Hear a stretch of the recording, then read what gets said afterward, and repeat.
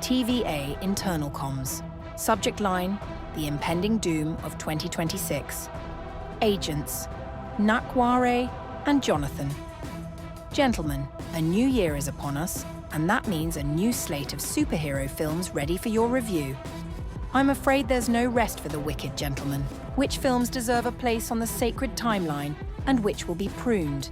Let's see how adept you are.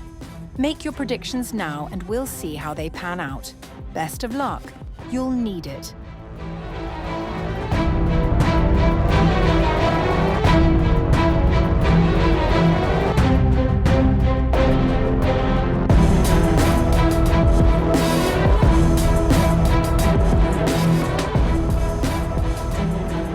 Ladies and gentlemen, welcome to the Entertainment Variance Authority. That is Jonathan McNamara, Hello. your keeper of the lore and the best beard this side of Texas. I am Nakware Howard, your favorite person's favorite person, aka Mr. Never At Me, aka the best thing poppin'. You have entered our arena where we tell you what content deserves a spot on the sacred timeline.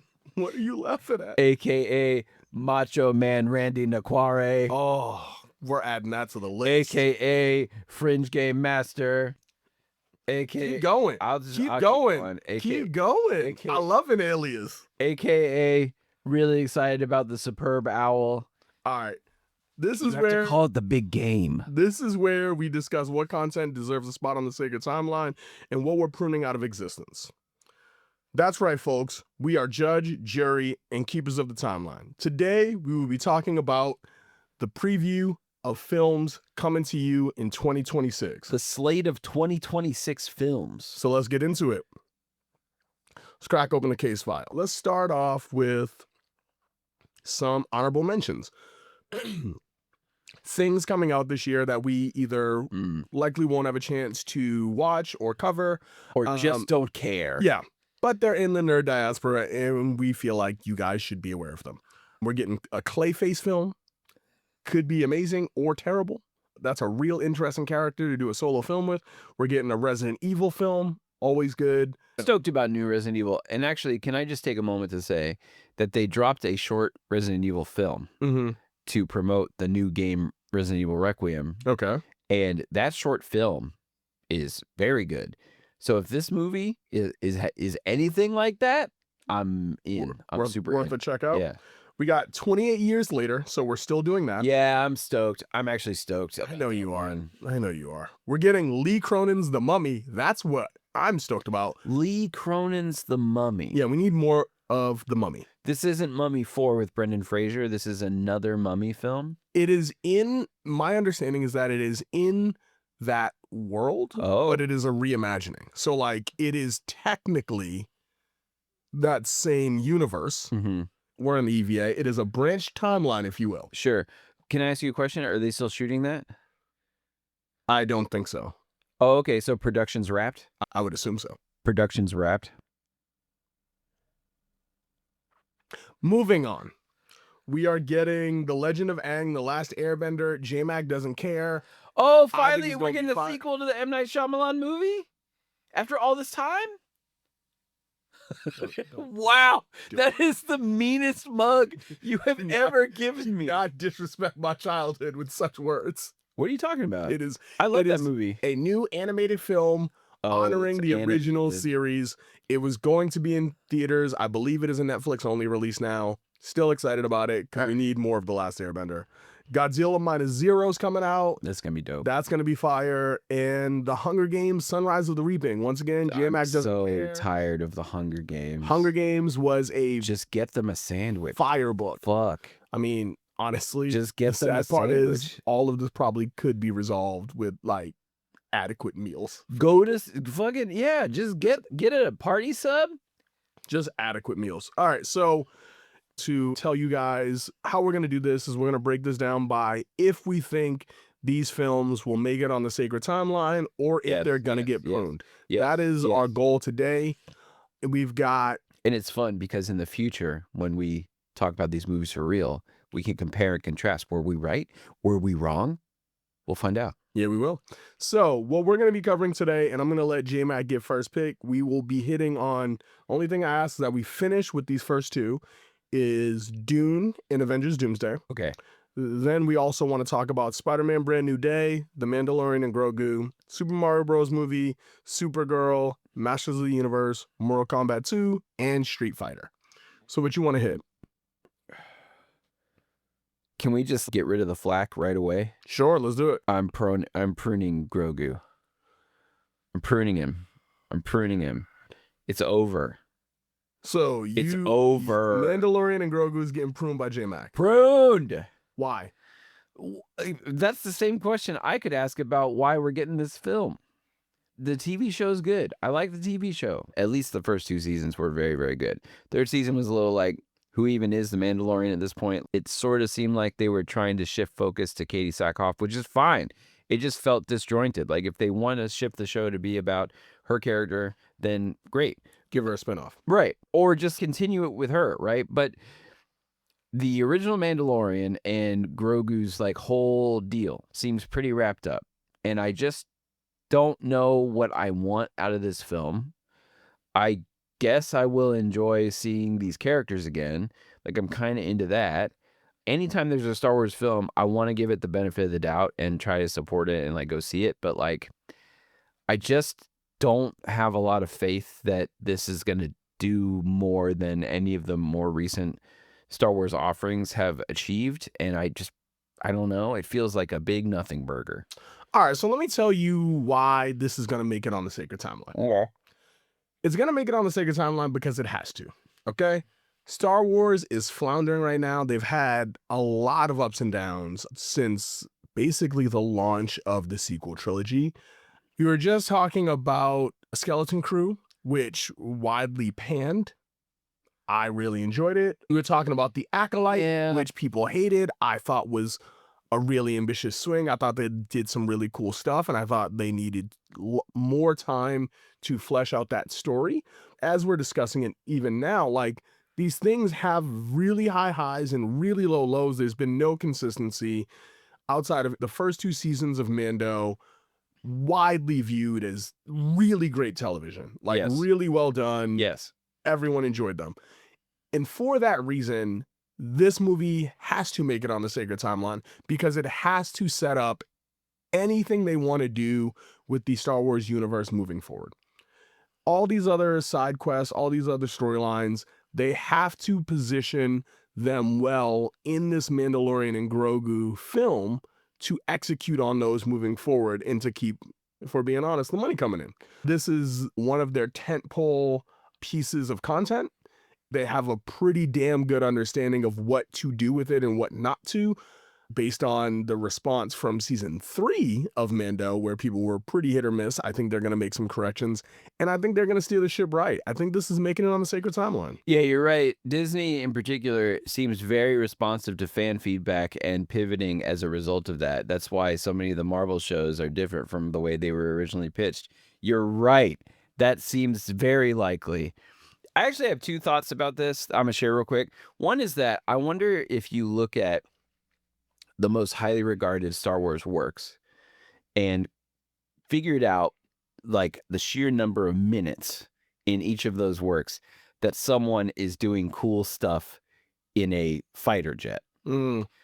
Fighter jet as a general term, right? Could be X-Wing, could be TIE Fighter, could be Naboo Starfighter, could be jet, whatever. I wonder if you were to look at all the Star Wars various media and analyze how many minutes someone is doing cool stuff in a jet fighter, and then graph that, if you would notice that the movies with the most amount of cool jet stuff are actually the ones we like the most. And the films with the least amount of cool jet stuff are the ones we don't like. Now, I can already think of one exception, so like, whatever. But like, my favorite part of Andor, season 1, haven't watched season 2, was actually the part where like the ship had lightsabers for a second and took out an entire squad of TIE fighters. Holy shit, it was so good. Did it make me like the show in general more? I'm just saying. I think if you plot it out, what you might find out is that actually we like the films where people do cool jet fighter stuff.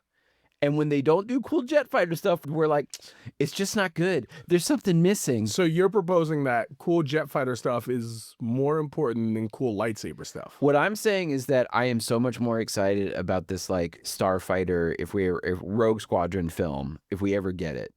If a Rogue Squadron film was on this list today and you were like, are we pruning it? I wouldn't even let you finish. I'd be like, no, we're not pruning it. It's on the Sacred Timeline. I don't give a shit because it's full of cool jet fighter stuff. So, ladies and gentlemen, I want to reiterate that J-Mac is pruning the Mandalorian and Grogu. Yes. And he likes jet fighter fights better than lightsaber fights. And Nakware is not. He is putting the Mandalorian and Grogu on the Sacred Timeline, and he prefers, like any rational human being, lightsaber fights. Cool. Moving on, let's discuss... The first film is practically, it's Top Gun in space. Let's discuss Good Supergirl. Lord, oh my God. Let's discuss Supergirl. Are you Okay. pruning or keeping I'm keeping it. Supergirl? I'm keeping it. I'm keeping it. Why? Because I think that Superman, 2025 Superman, proved that James Gunn's got the juice. Okay. And I think that initially I was concerned that we got Superman and then immediately we were going to get Supergirl. I was concerned that the films would be too similar. Okay. They have similar powers, similar backgrounds, like all that kind of stuff, right? Like Marvel didn't go Iron Man and then, yeah, I don't know, and then like War Machine. Yeah. You know what I mean? So I was a little concerned about that initially, but then seeing the trailers, seeing Jason Momoa's Lobo in these trailers, seeing that it's like more of a space-based thing, it's not on Earth, I feel like it's gonna prove to be a good film. I feel like James Gunn has a good strategy with the DCU. I think he's learned a lot from what Marvel's done, and I hope that he's steering the ship in the right way. What I'm saying is I have faith that I don't think he would set up Supergirl immediately after Superman if he didn't think it would work.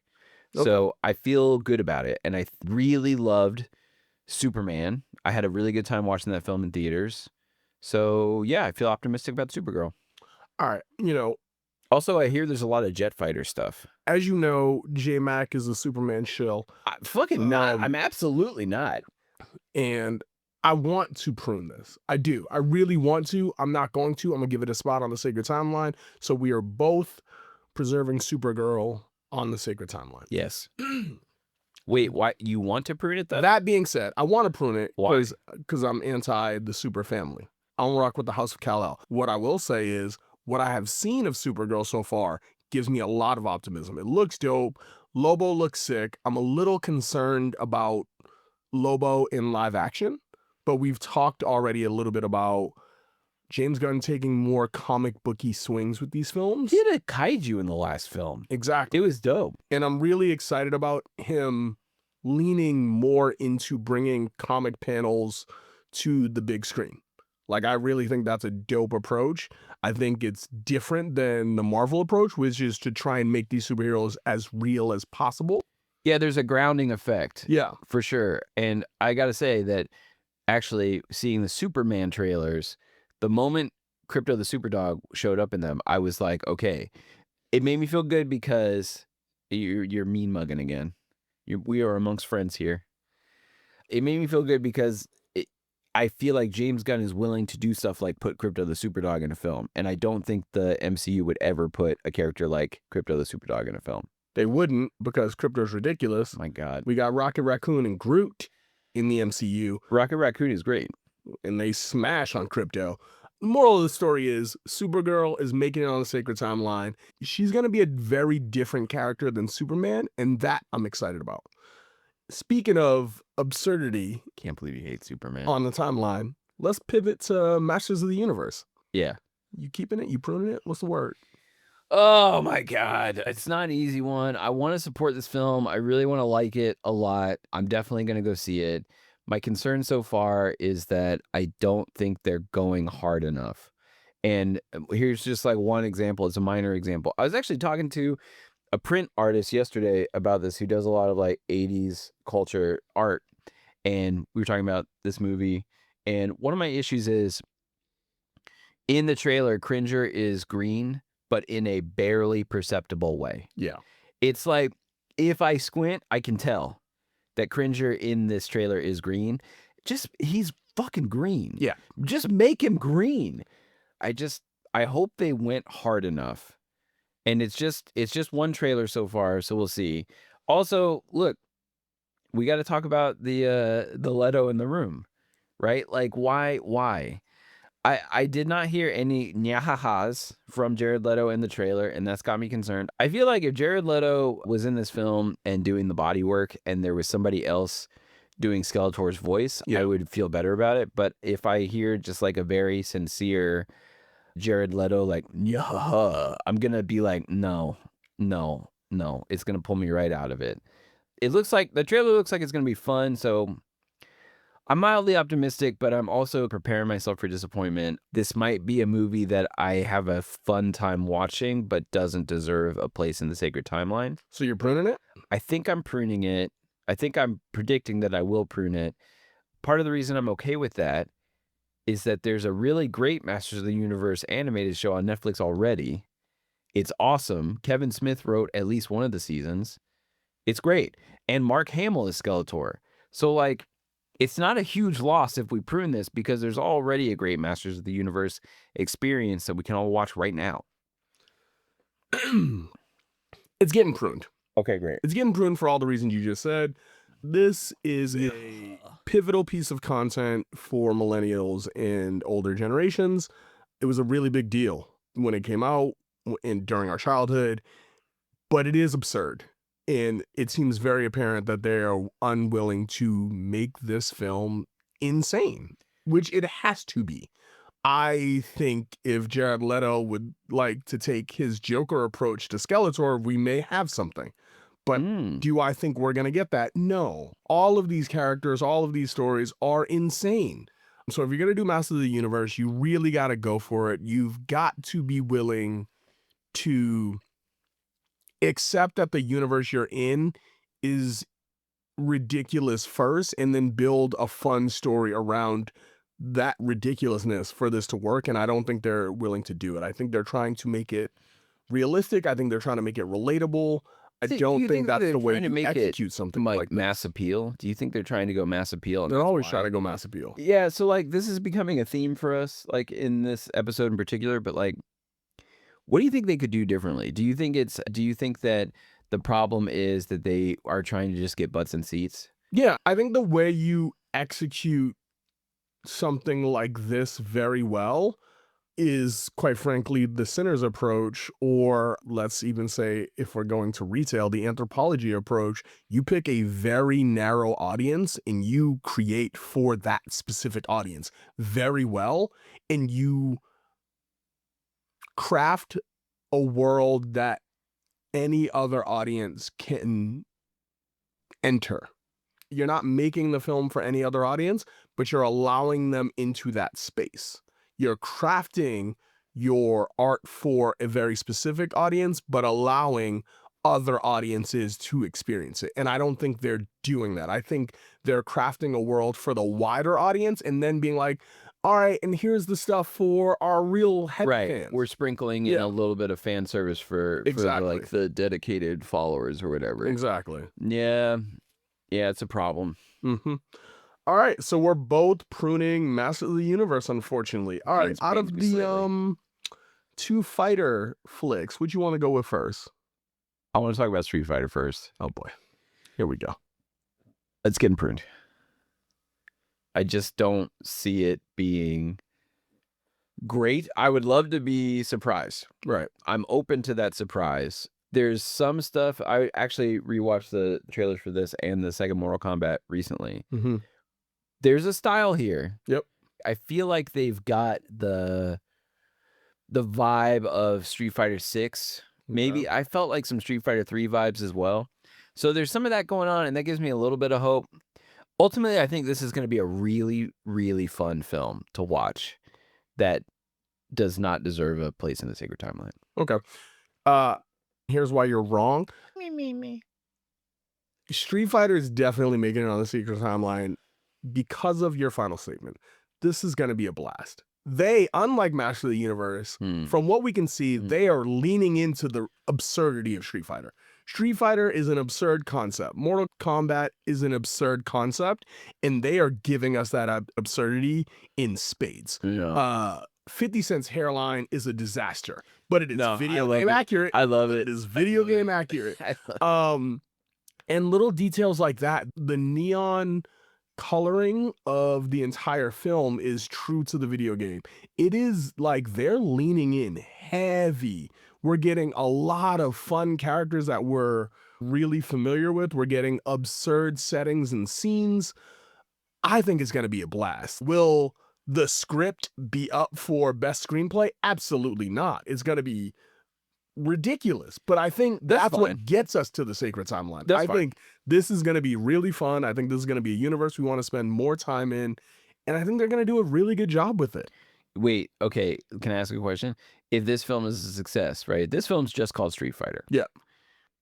If they do a sequel, do you think they'll call it Street Fighter Tournament Edition?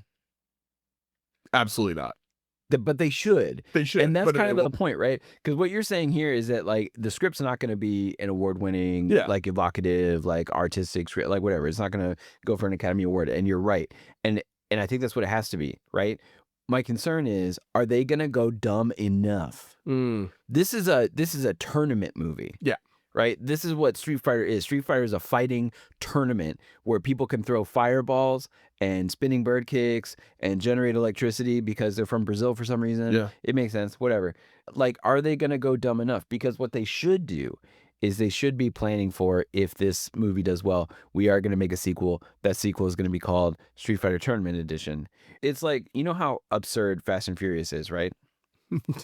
Okay. Who are you speaking? And we both love these films, right? Yeah, phenomenal. But we can both agree that the 10th film should be called Fast 10 Your Seatbelts.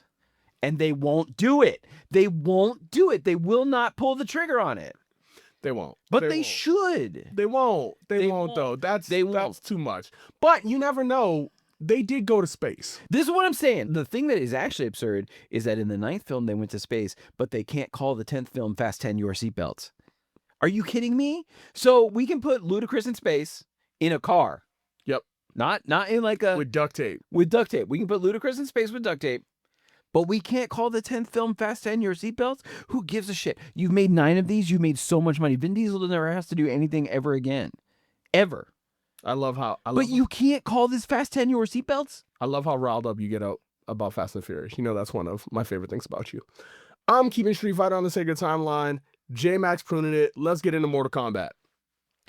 I actually had a really interesting conversation about Mortal Kombat movies in general with some buddies of mine this week. And, like, I'm going to broken record this a little bit, but the problem with Mortal Kombat movies in general is that so far none of them have gone hard enough. Yeah. I liked the reboot movie. I love the 1995 classic Mortal Kombat, which actually I did watch. Fantastic. I did watch last week. It's not, but it's good. I love it. It's fantastic. What are you talking about? It's ridiculous. It's fantastic. Can we just talk about my favorite line in the whole film? Sure. Real quick. Johnny Cage is about to get on this boat to go to the tournament or whatever. The boat's about to arrive at the dock, and he sees Liu Kang walking by, and he's like, "Hey, will you put my suitcases on the boat when it gets here?" And Liu Kang's like, "You want me to put your luggage on the boat?" And then Johnny Cage like flashes him like some money or whatever, and he's like, "Yeah, or is that too difficult to understand?" And Liu Kang's like, "No," and snatches the money. He's like, "I got it." And then he proceeds to immediately put Johnny Cage's luggage into the ocean. Yep. And Johnny Cage doesn't get mad. He just looks at his luggage and he goes, "Huh, thank God I didn't ask him to park the car." Are you kidding me? Cinematic gold. Anyway, here's how I feel about this new film. The reboot Mortal Kombat had a lot going for it, but it was unnecessary to give these characters superpowers. Now, what do I mean by that? Okay. I'm not saying I don't want Kano shooting lasers out of his eyeball. Yeah. I'm not saying I don't want Sonya shooting like power rings off of her arms or whatever. It's not that I don't want Jax to have robot arms. That's not what I'm saying. What I'm saying is you don't have to explain it. Yeah. You don't have to justify it in the script. Yeah. They're intended to be fighters for Earthrealm. They were born this way. They all have the same tattoo, which, by the way, is the logo for the film. Ridiculous. You don't need that. That's not necessary. All you need to know is the forces of evil are bound by the laws of a multi-dimensional martial arts tournament. And Earth's got to represent. Why can Kano shoot lasers out of it? Because he has a cybernetic eye. Yeah. That's why. Why can Sonya do any of this stuff she does? Because she's fucking Sonya Blade. Yeah. I don't need it explained. And that was my one big problem. Well, that and the character that they made up that had nothing to do with the video games. Yeah, made-up character sucked. Made-up character sucks. So in the second one, we're focusing on Carl Urban's Johnny Cage. And Johnny Cage seems like he's seen better days. He's a little washed up. That gives me a little bit of hope. I think that will be interesting. I just hope that they put certain elements of the first film in the background. I don't need the justification. I don't need the explanation of how these people got their powers. Just have fun and do cool Mortal Kombat shit. So you're keeping it? I think I'm keeping it. I'm optimistically leaning towards keeping it, even though I will say that I don't think it has the same level of vibe as the Street Fighter trailer. Okay. The trailer is a little concerning. I am pruning the shit out of this. Yeah. And it breaks my heart. I love Mortal Kombat, but it's exactly what you just said. I just think they've continued to pick the wrong main character, man. This is a second shot at this where I think they're centering the film around the wrong character. Who would you center it around? I think this should have been a Sub-Zero and Scorpion flick. That was kind of the storyline that had the most legs in the first one. Yeah. And I think if you go back in there, dig deep, it is the lore that people like the most in a lot of the games. Obviously, Liu Kang has been done and redone. I don't think there's enough with Sonya and Jax. And, Johnny Cage, I don't even know if it's that they don't have enough with him. I think they positioned it wrong. I just don't think it's going to work. You'd rather have, young, cocky Johnny Cage? Yeah. Yeah. Yeah. And so I think had they made this movie based around Sub-Zero and Scorpion and let that be our portal into the tournament this time around, I think that would have been really dope. I also agree with you that they are trying to make these movies too lighthearted and family fun. I think these need to be dark. I think you want to do a really good Mortal Kombat movie, make it dark. Don't make it for kids. Make it for adults. Let's really lean into the fighting tournament. Make the focus on the fight choreography. Right. Give me really dope fight choreography, make it dark, make it gritty. I'm locked in. And I think this would have been incredible. Am I going to have a fun time? Probably. I like Mortal Kombat. I'm going to see it. It's probably going to be fun, but I definitely think I'm going to prune it. Yeah, I think that's fair. I actually have one hot take I'd like to share about what they could do differently, because I agree with you about the Scorpion Sub-Zero thing. And actually, I think there's precedent in the games because Sub-Zero does get killed, I think, at the end of the first tournament, and then his brother becomes Sub-Zero. Yep. So that very easily could be a plot line, and who knows, maybe that will get worked into this film. Here's my hot take. Okay. Mortal Kombat as a video game franchise is increasingly about guest stars. Okay. Right? So Conan's in the most recent one. Conan the Barbarian with a bad Arnold Schwarzenegger impression. Yeah, there was a Predator one. Yeah, there's Predator. There's all of the horror movie characters, Jason, Freddy, Freddy's Leatherface. And then in Mortal Kombat 9, guess who you got? Kratos from God of War. Just imagine Okay. that you're seeing this film, fights are happening, people are dying, and then all of a sudden Kratos shows up. I'm locked in. And he's just I'm locked in. screaming mad because where even am I? I gotta kill Zeus. What's going on? And then he just starts fighting Scorpion. And if they can keep that secret, Yeah. oh my God. That would be fire. That would be fire. I'm locked in. Look, Paramount, Warner Bros. Somebody give us a contract. We'll make y'all a bag. I'm please. just saying, the series in general, actually, what they could do that would knock the socks off of every single person on the planet is, the kind of companion video game series to Mortal Kombat that NetherRealm does is Injustice. And Injustice is a DC universe fighting game, alternate storyline. Superman's bad, all that, which you'd love. Yeah. Batman's leveraging a resistance against Superman. Those games also have all kinds of guest characters. So what if What You if? want a crossover event. What if You want a crossover we event. get a crossover event and Batman shows up? This is how the DCU announces a new Batman, is he shows up in Mortal Kombat just for a second and sees like Scorpion rip a spine out of somebody and he's just like, I don't think so. And like goes back in a portal or something.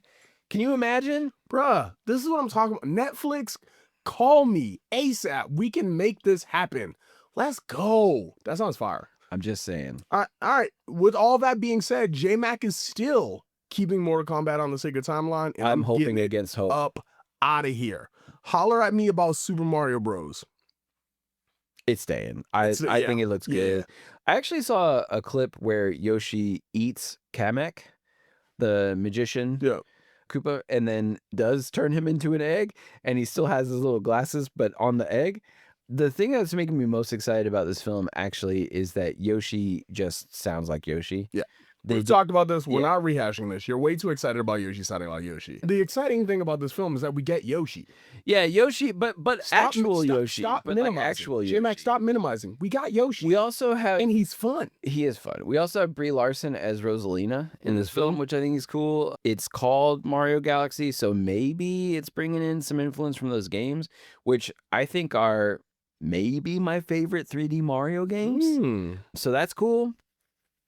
Bowser Jr. I can take or leave, but Yoshi and Rosalina feel like really good additions to the cast, and it just looks like fun. I was really surprised by the first film. I was actually kind of prepared to not enjoy that film, and I wound up liking it a whole bunch. Yeah, we don't need to rehash this one. This one's staying on the Sacred Timeline. This is going to be a blast. They are doing a good job with the Mario franchise, and it's exactly what it's supposed to be. It's fun. We're getting Yoshi. We're having a ball. We're getting more Bowser. We're getting more Mario. This is just going to be a good time. It's bright. It's colorful. It's silly. See it by yourself. See it with your kids. See it sober. See it intoxicated. However you want to enjoy this film, it's going to be a fun time. I think you should see it while eating pasta. I 10 out of 10 do recommend that. I do not recommend watching this with magic mushrooms. That could be a little too trippy. See what I did there? Oops, I got big. All right, let's go talk Spider-Man Brand New Day. You pruning it, you keeping it. It's more of Zendaya's husband. You know, we love Tommy. I think I'm pruning it. Last time we talked, you were keeping it. Yeah, side note, we screwed up the original recording for this episode, so this is a re-record, y'all. Love y'all. And I was more optimistic about it. Here's what's happened since then, is that I've seen reports that this movie will have the most number of Spider-Man villains. That's too many villains. Of any Spider-Man film. And if that's true, then that's more villains than No Way Home? It's a lot of villains. That's a lot of villains. And I am increasingly of the opinion that this film is going to try to do too much. And also, it's the last film we're getting before we jump into the Doomsday timeline. Yeah. Part of what concerns me about that is that what we know about Doomsday and Doom and Secret Wars and all that stuff might render whatever happens in this film kind of moot. Yep. Which is problematic. And then to have that many villains is problematic.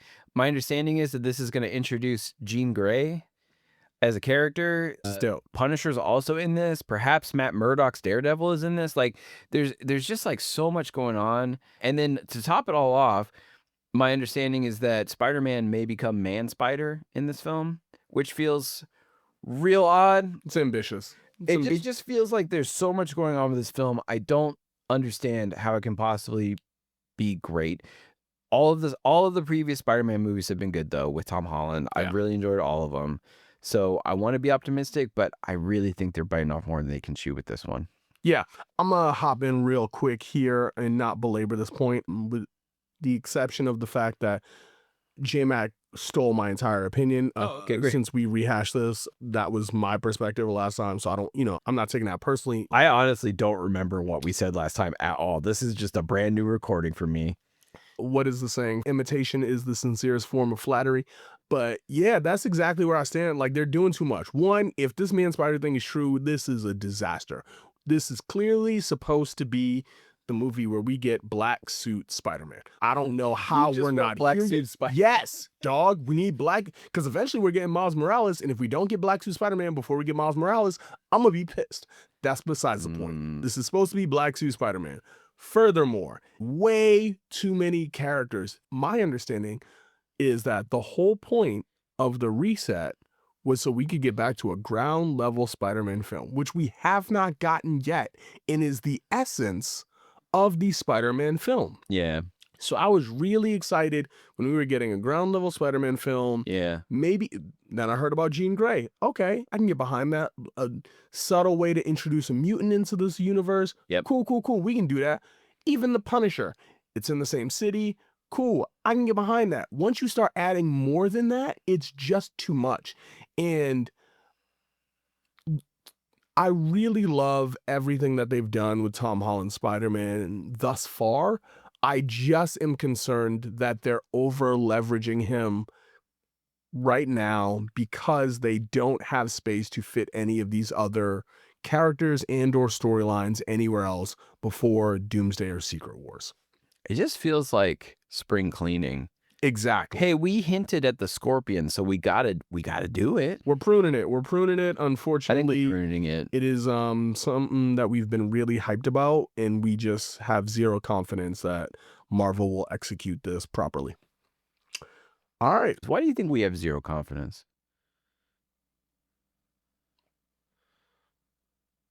Because like, if I look at 2025, right, like Thunderbolts. The lack of confidence is coming from a space of eroded trust. Marvel has they've eroded trust with the fan base. And so when you see things that feel ambitious in the past, you would have been excited. And now you're worried. In the past, 7 years ago, had they announced this film with everything you just said, I would have been like, oh my goodness, this is going to be incredible. How are they going to pull it off? How are they going to squeeze it? Now I'm like, man, you're going to mess it up, and you're going to ruin these characters and these storylines for other properties moving forward. It's still going to be better than Venom Last Dance, though. Facts. All right, let's bring us home. We got our final two are Dune and Avengers Doomsday. How you feeling about Dune? I don't feel any way about Dune at all. I haven't watched any of these films. I haven't read the books. I know that Timothée Chalamet is in it and Zendaya is in it and some of the other characters. And I know that the box contains death, pain, Something like that. Yeah. something like that. So yeah, I don't really actually have an opinion on this one. I'm sure it'll be great. You pruning it or you keeping it? I keep, I guess. All right, we're keeping it. Dune is going to be fire. They Okay, have not fine. had a miss with these films yet. Not one They miss. haven't. Both of the films so far have been exceptional. White Boy Timmy is killing it. Zendaya is Zendaya. Everybody loves Zendaya. She's crushing it. Even the prequel TV show, really, really good. They really have kind of nailed this universe. And to my complaints about some other properties, it's gritty. It is dark. It is not made for everyone. Like, it's certainly a film you can watch with kids, but it is not a film made for, quote unquote, the family. Well, it's about space drugs, right? Exactly. Okay. Exactly. So it's really good. They've leaned into the lore. They've leaned into the books and given the fan base what they want at every corner. And I have no reason to think they're not gonna bring it full circle with the final piece of the trilogy. When you're watching these films, Right. have you had any moments where you thought, this is really great, but if Sting were here with like a cod piece, things would be 10 to 15% better? Has that crossed your mind at all? Sting's cod piece doesn't cross my mind. No? No. All right. Okay. That's too bad.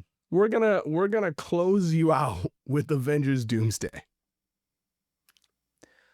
You pruning it or you keeping it? Keep. Wow, you don't sound confident. I'm not confident.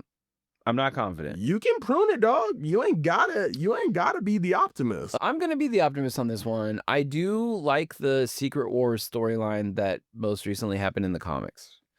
So if that is anything to go by, I hope that they can pull this off. I'm concerned because of the most recent films. I'm most concerned because I think that they're making a lot of decisions based on the return that they think they're going to get financially and not in the service of telling a good story. That concerns me. Robert Downey Jr. coming back is exciting. I was excited when they announced it. And as time has worn on, it's like, man, you know what, though? Mads Mikkelsen was right there, and he would have been an awesome Dr. Doom. So I feel like they've got to justify that casting decision in the storyline in this film, and I just don't know if they can. I don't know why you would do that. Like, Iron Man died a hero. Why are you keeping it? Because I think that if they do pull it off, that this film combined with Secret Wars, which is the next Avengers film, could be on the level of Infinity War and Endgame. That's what they're going for. And so I think there's a lot of things here that will get set up. I did enjoy, even though I felt like it was kind of pandering in No Way Home, that we did get to see some of these older Spider-Man characters come back. Yeah. That was really great. And we got that in Deadpool and Wolverine, and I loved it there too. And intellectually, I'm like, can we just move on and cast new characters and everything? But then they do it, and I'm like, man, it was really cool to see Chris Evans be Johnny Storm again, even for just a second or whatever. I think I'm going to enjoy seeing Patrick Stewart and Ian McKellen be Professor X and Magneto one last time. I think there's probably some surprises in these films on the level of Kratos showing up in the second God of War film that we might get. So I'm remaining optimistic, cautiously optimistic. I think we're keeping it. All right. I'm coming in hot. I'm going to prune it. Whoa. I am going to prune it. Whoa. This is not what I came into today thinking, but after hearing you talk, I think Avengers Doomsday is going to be good. I think it's going to be fun, but I think it's going to be flawed. I think it's going to be really flawed, and I think it's going to put a lot of pressure on Secret Wars. Yeah. I think that what they are aspiring to do will require 2 films. Yeah. And I think that they are going to have to really use Doomsday as just a positioning tool. And I think people are going to be I'm so left. tired of it. Yeah, I think people are going to be left unsatisfied. I think Secret Wars can bring us home and get us to a point where we respect and understand and appreciate Doomsday. But there are so many storylines that they not only have to set up, but also that they have to tie off in Doomsday, that the more we talk about it, the more I'm like, this can't be good because it's so ambitious. It almost feels like it really has to be the first half. If we're bringing this back to theater, this has to be the first act of a play. It really has to be solely a piece to set up the conclusion after the intermission. I feel like we're going to get some really cool visuals. I think we're going to get some awesome character reintroductions and storylines. But like, even if you look at the trailers that they released, I feel like the trailers are a sign of what the film will be. All of the trailers had one really dope moment, and then about 40 seconds where you were like, okay.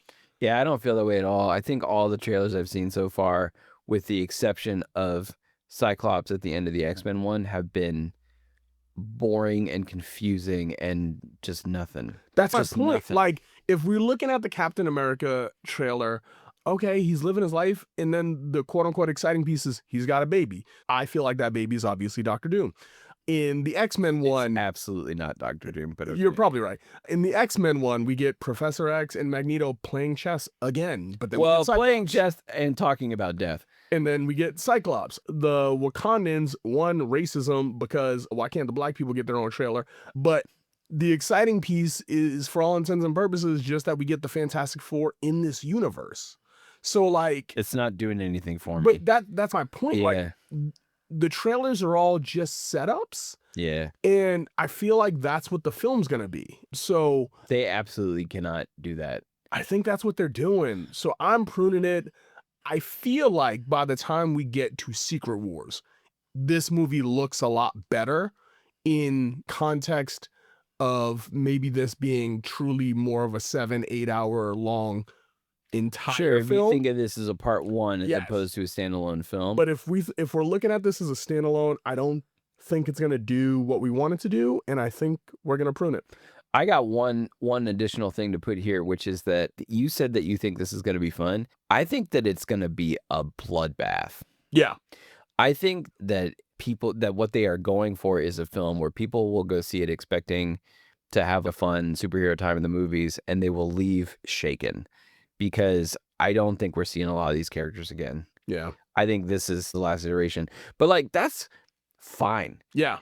Actually, what would be really exciting to me is if they came out and said in the marketing, hey, over the last however many years, we've been making the MCU, we've been telling all these stories, we've reintroduced you to Thor, we talked about Shang-Chi, we talked about Captain America twice, Iron Man, like all these characters, all these great characters, all the Avengers, the Guardians, like all this stuff. We're closing the book on them. You got 2 more movies. We're closing the book on them. They're gone. Yeah. And that's it. And after that, all in on X-Men. Yep. And guess who's not going to be there? Hugh Jackman's not going to be there. Which is obviously what McKellen's they're not going to be doing. there. Right, yeah, but they're not doing it, because what they're obviously going to do is they're going to do Secret Wars, and then we are going to get what is the new MCU, and it's going to have a lot of the characters that we know and love already. And then on top of that, I don't think it is. they're going to cast X. I think the only characters that make it out of this in their current iteration are going to be, for all intents and purposes, the Young Avengers. I think everyone else is out. Yeah, I just don't agree. And that's fine. Yeah, that's fine. I mean, because I can be wrong. I mean, you usually are. You usually are. Shang-Chi's going to stick around for sure. Okay, yeah, no. You know what I mean? Peter Parker's going to stick around. No, I don't. You're going to get Miles Morales. I don't think Peter Parker's sticking I'm around. pretty sure Tom Holland has 2 more films in his contract. Actually, you're right. You are correct. He does. He did sign another 3 movies. He's not going away. Yeah, that's fair. It's not just going to be like, I know they've been okay, setting up but the Young Avengers. But they're definitely setting up Young Avengers, but Thor is gone. Cap is gone. But Iron Cap Man was is already gone. gone. Hulk, gone. Yeah. Black Widow, new Black Widow, staying. I think we're getting transitions of these characters, including like Black Panther transition. Like there's gonna be transition, but I think a lot of that original set of Avengers will be out. So to wrap up, ladies and gentlemen, Street Fighter, I'm keeping it on the sacred timeline. J-Mac's pruning it. Mortal Kombat 2, J-Mac keeping it on the sacred timeline. I'm pruning it. We both pruned Masters of the Universe. We both kept Supergirl on the sacred timeline. You kept it reluctantly. Reluctantly. Super Mario Bros. We both kept it on the sacred timeline. It's a good time. The Mandalorian and Grogu. Out. J-Mac pruned it. I kept it on the sacred timeline. Out. Bye. Spider-Man, Brand New Day. Prune. We both pruned it. Yep. Dune. We both kept it on the sacred timeline. And Avengers Doomsday. Kept. J-Mac kept it on the sacred timeline, and I pruned it. And that has been the Entertainment Variance Authority preview of 2026 films. Thank you for kicking it with us. We had a good time, and we hope you did too. In the meantime, in between time, check out Life Begins at 8-Bit with J-Mac and Danielle. Shout out to They Call Him Swerve for the intro and outro music. Like, follow, subscribe, and give us 5 stars. We'll see you on the next one. Stay dope. Bye. Thank you for listening to the Entertainment Variance Authority. Listen to additional episodes wherever you get your podcasts and keep an ear out for future episodes.